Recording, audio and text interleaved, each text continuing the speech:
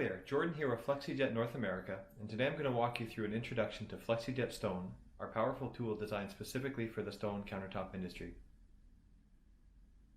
So we'll double click to open Flexijet Stone. From the General Preferences menu, which will open every time that Flexijet Stone opens, we have the option to choose certain settings.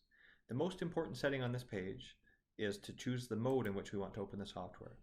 From this drop-down menu, I have options for Flexijet 3D2, Flexijet 3D, which is the original Flexijet, or FlexiCAD. So Flexijet 3D2 will tell the software to look for a communication to a laser. In the event that I wish to open the software and not connect to a laser, I can choose FlexiCAD mode. I'll click OK to open the software. Now I have Flexijet Stone open.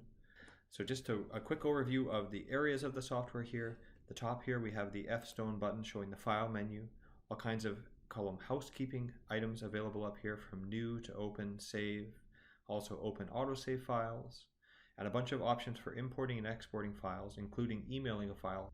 It will open an email client and allow you to send the Flexijet file directly back to, say, your CAD department. We also have our last open files here, our 10 most recent files that we can select from, as well as the option to open general preferences. So clicking back into Flexijet Stone here, on the top left here I have this portion of the screen. This is my static portion of the ribbon. And on the right here, demarcated by this white vertical line, I have the specific functions available in each ribbon. So right now I have the Flexijet ribbon selected. So I have certain functions that are available to me when I'm connected to a Flexijet 3D2, such as auto leveling, align to object, show CAD point, as well as start series of measurements, single measurement. 3D locations allows us to reposition, and we can take a job site picture and record voice notes as well. From the measurement ribbon here, we have certain functions such as new project, and this button here, which is a countertop button. One click will create a project folder, the countertop folder, and we'll be asked to set our plane. We also have the backsplash function here, which is great for adding a upstand backsplash, as well as creating a full height backsplash layer. From this menu here, we can define our planes. Distance point to plane allows us to check the level of the cabinets or countertops that we are measuring. And import drop-in will bring in a sink or other cutout for drop-in. We also have insert installation symbols, which can be customized for the specific installation symbols of your project.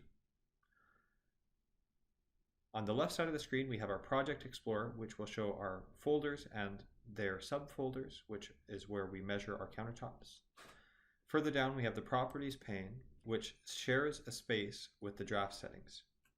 From Properties, we can set the color of certain elements, pen width, all kinds of options like fill color and fill, the layer in which we are working, as well as from this drop down here, we can choose the text style and the text size.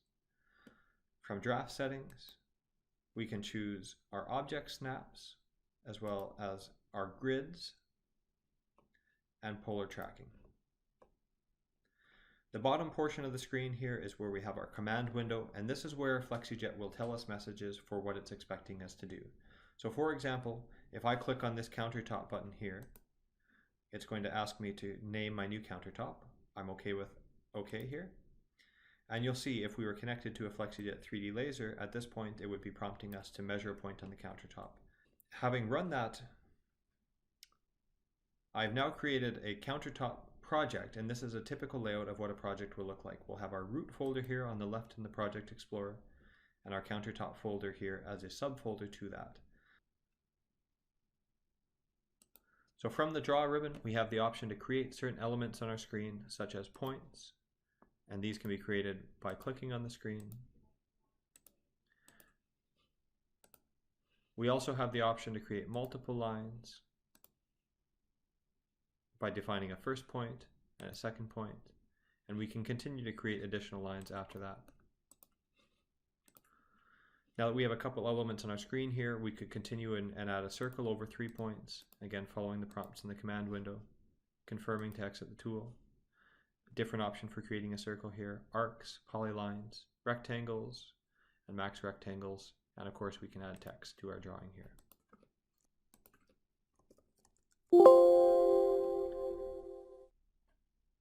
Now, from our static portion of the ribbon here, we have certain functions that are available to us that are extremely useful for editing. The first is the delete function. Of course, we can click on delete, then select the objects to be deleted, and then click confirm to run the command. That has deleted that first point that I selected there. We also have the chamfer tool, align, which allows us to change our view of the page, the break tool, distance, connect, stretch, round, offset multiple lines. And we have these two functions here called auto dimension and remove auto dimension. So I'm going to click on auto dimension, and you'll see it's added dimensions to the lines on my screen here. We can remove those just as quickly by clicking remove auto dimension. I'm going to move now to the change ribbon. Under change, we have the option to move, copy, mirror, rotate, scale, offset by a point, explode, break, lengthen, and convert to a polyline here by using the single elements to polyline function. Of course, we have our option under dimensions to add dimensions manually to the drawing. So if I want to show a horizontal dimension from left to right, I can use that function. Confirm to exit the tool. Vertical, angle, create a quick measurement, diameter, max dimensioning, auto dimension, and of course remove auto dimension. And we can adjust the dimension styles as well here.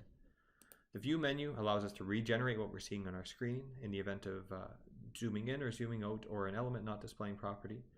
The layers pane allows us to adjust the layers on our screen, including the color and the line type. And we have these functions here called show dimension and text, which will turn off text and dimensions. Shade surfaces, this will show a shading on closed elements such as a circle here. Show arrows on lines and polylines, which will show the direction of the lines. And this function here will be available to us when we're connected to a Flexijet 3D laser. It will display the measurement points that were measured with a Flexijet 3D, and display photo points likewise will display any photo points with attached photos measured by the Flexijet 3D.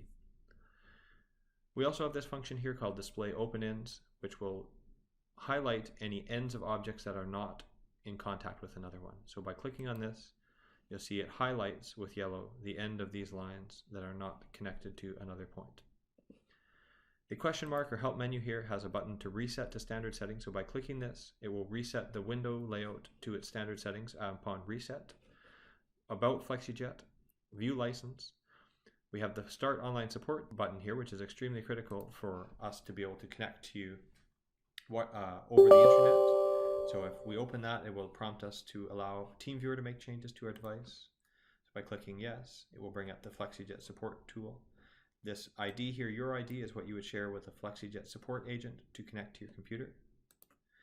And we have the option to create a support file and upload a support file to Flexijet's servers.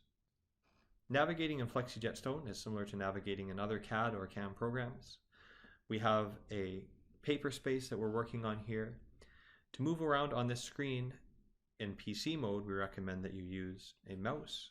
By clicking the center or click wheel button of the mouse, I can click down and drag around on the screen to relocate objects. I can also access that by clicking the zoom dynamic button at the bottom of the screen here and then moving around on the page here. Click escape to exit that. We also have zoom commands available from the bottom here. So we have zoom smaller. By clicking that, it zooms out of what I'm seeing on the page, or zoom larger. We also have this button here called zoom borders. So by clicking on zoom borders, it will zoom to everything that's on the current page that I'm working on. So I'll click that button and you'll see it zooms so that I can see everything on the page without any blank space. Zoom window allows me to select an area of the window in which I would like to zoom into. From the left here, we have certain buttons that are grayed out, not available to us because these are buttons for navigating in a 3D folder.